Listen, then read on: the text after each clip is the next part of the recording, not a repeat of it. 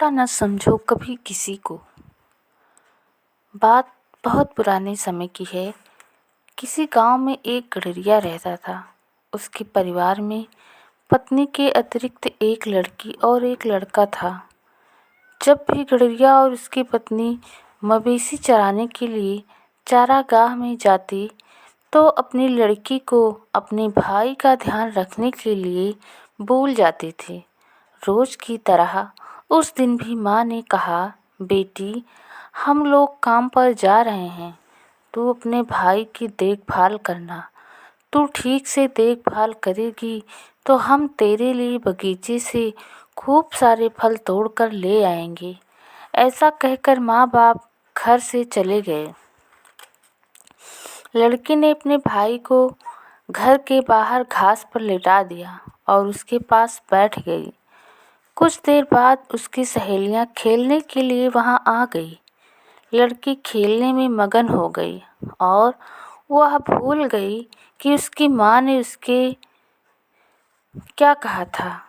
वह अपने नन्हे भाई को वहीं छोड़कर सहेलियों के साथ कुछ दूर बाहर खेलने चली गई। अचानक गिद्धों का एक झुंड उड़ता हुआ वहां आ पहुंचा। उनमें से एक शक्तिशाली गिद्ध ने अपनी चोंच में भरकर उस नन्हे बालक को अपनी पीठ पर रख लिया और दूसरे गिद्धों के साथ आसमान में उड़ गया। जब लड़की खेल कर वापस लौटी तो वह वहीं हक्की बक्की रह गई। उसका छोटा भाई गायब हो चुका था। लड़की ने उसे इधर उधर बहुत ढूंढा किंतु वह नहीं मिला तो वह रोने लगी। तभी उसे याद आया कि कुछ देर पहले उसने गिद्धों के झुंड को इधर से उड़कर आते देखा था। तब वह लड़की मैदान की तरफ दौड़ पड़ी। आसमान में उसे उड़ते हुए गिद्ध नजर आ गए। लड़की को समझते देर ना लगी कि यह गिद्ध का ही काम है। उसने आओ देखा न ताव देखा और दौड़ पड़ी उन गिद्धों के पीछे। रास्ते में उसे एक बड़ा सा तंदूर दिखा। उसने तंदूर से पूछा, तंदूर तंदूर, मुझे बताओ कि किधर गिद्ध गए हैं।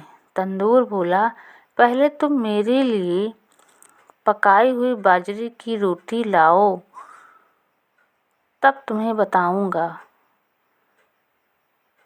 बाजरे की रोटी तो मेरे घर में मेरी भैंस खाती है, मैं नहीं खाती। तुम्हारी बाजरे की रोटी? लड़की बोली, तब फिर मैं भी तुम्हें कुछ नहीं बताता, तंदूर ने कहा। लड़की फिर आगे दौड़ी। कुछ दूर आगे चलकर उसे एक जंगली बेर का पौधा दिखाई दिया। लड़की बोली, बैर के पेड़, मुझे यह बता दो कि गिद्ध किधर गए। बेर के पेड़ ने कहा, पहले मेरी टहनियों पर लगे बेर खाओ, फिर बताऊंगा। लड़की ने मुंह बिचकाते हुए कहा, मैं तो देसी बेर भी नहीं खाती और तू मुझे जंगली बेर को खाने को कह रहा है। बेर का पेड़ बोला, तो फिर जा, मैं नहीं बताता कि गिद्ध किधर गए, जाकर अपने आप तलाश कर ले। लड़की फिर आगे दौड़ने लगी। कुछ दूर आगे उसे मट्ठे की एक नदी मिली जिसके किनारे मक्खन के बने थे और हर जगह मक्खन ही मक्खन था। उसके किनारों पर मक्खन का ढेर लगा था। लड़की ने पूछा, मक्खन के किनारे वाले मट्ठे की नदी, मुझे यह बताओ कि गिद्ध मेरे भाई को किधर ले गए हैं। नदी ने कहा, पहले मेरे मक्खन के साथ मट्ठा पियो, तब बताऊंगी। लड़की ने कहा, मैं तो घर में सिर्फ दूध पीती हूँ जिसमें मलाई तैरती रहती है, तेरा मट्ठा मैं क्यों पीऊँ। लड़की बोली। इस पर नदी ने उसे कहा, गिद्धों का पता मैं नहीं बताऊंगी, जा अपने आप तलाश कर ले। लड़की शाम तक जंगलों और मैदानों में दौड़ती रही। शाम होने पर ज्यों ही उसने अपने घर लौटना चाहा, अचानक दूर उसे एक नाचती हुई झोपड़ी नजर आई। वह झोपड़ी के पास पहुंची। झोपड़ी के अंदर एक चुड़ैल बैठी हुई थी जो अपना साल काढ़ रही थी। पास ही लड़की का नन्हा भाई सो रहा था। लड़की बोली, नमस्ते दीदी। उसे क्या पता था कि वह एक चुड़ैल है। तभी चुड़ैल ने उसे ऊपर से नीचे तक देखा और बड़े प्यार से पूछा, तुम कौन हो और यहाँ क्यों आई हो? बस जरा कपड़े पसीने से भीग गए थे, उन्हें सुखाने के लिए इधर चली आई। लड़की ने चालाकी से काम लेते हुए कहा, ठीक है, कोई बात नहीं। चुड़ैल बोली, तुम कपड़े सुखा लो और कपड़े सूख जाएं तब यह साल काढ़ना। मैं अभी गुसल खाने में नहाकर आती हूँ। कहकर वह चुड़ैल झोपड़ी के पिछवाड़े की ओर चली गई। लड़की वहीं बैठकर अपने कपड़े सुखाने लगी और फिर साल काटते हुए यह सोचने लगी कि बुढ़िया से अपने भाई के बारे में क्या कहेगी और उसे कैसे यहाँ से ले जाएगी। तभी अचानक वहाँ एक छोटा सा नेवला आ पहुँचा और उसने लड़की से कहा, चुड़ैल गुसल खाने में अपना छुरा तेज करने के लिए गई है। वह तुम्हें और तुम्हारे भाई को मारकर आग में भूनकर खाएगी। यह सुनकर लड़की डर से रोने लगी। नेवले ने कहा, तुम जल्दी से अपने भाई को लेकर यहाँ से भाग जाओ। लड़की अपने भाई को गोद में लेकर भाग निकली। इसी बीच चुड़ैल कभी कभी खिड़की के पास आती और पूछती, लड़की तू साल काढ़ रही है? तब नेवला जवाब देता, हाँ दीदी, काढ़ रही हूँ। गुसल खाने में आग जलाकर चुड़ैल जब लड़की को लेने के लिए आई तो उसने देखा कि झोपड़ी खाली है।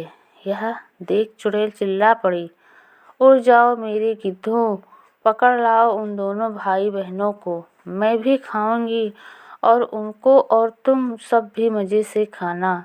अपने नन्हे भाई को उठाकर लड़की भागती भागती मट्ठे वाली नदी के किनारे पहुंची जिसमें मक्खन तैर रहा था।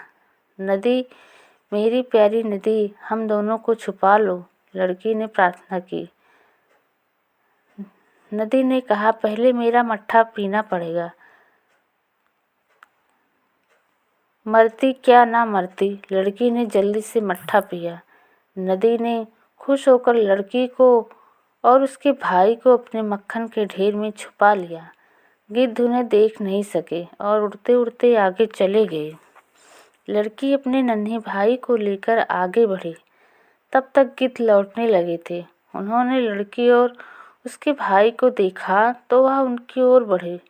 लड़की भाई को लेकर दौड़ी चली जा रही थी।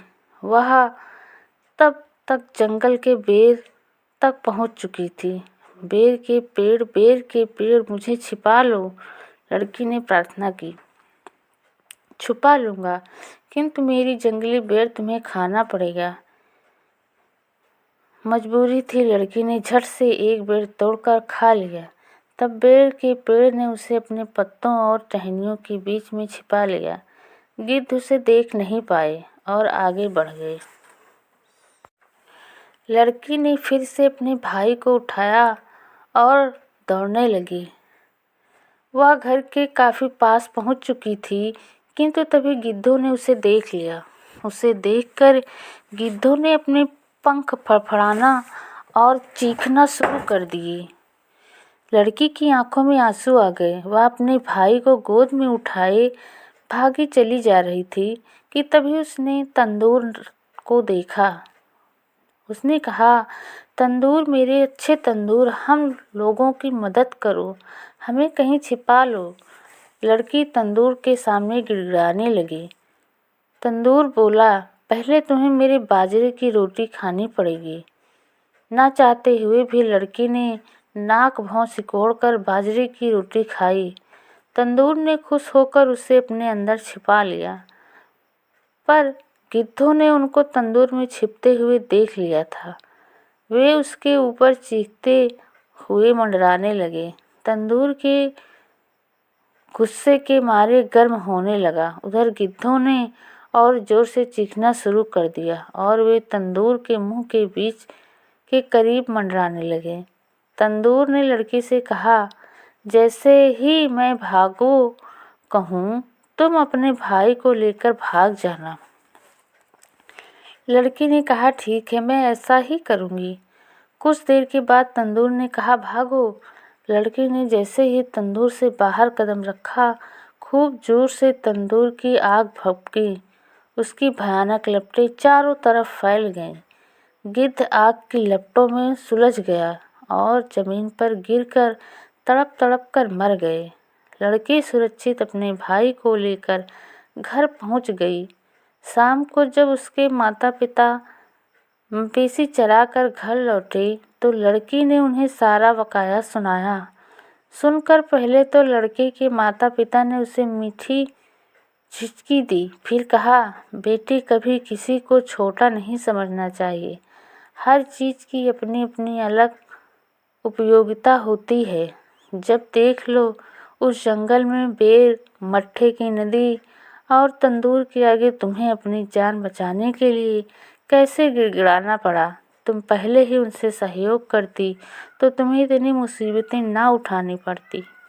वे भी तुम्हें भरपूर सहयोग देकर तुम्हारी मदद करते। अब भविष्य के लिए सीख लो और याद रखना। लड़की ने सहमति से सिर झुकाया और कहा, ठीक है, मैं किसी को कभी छोटा नहीं समझूंगी।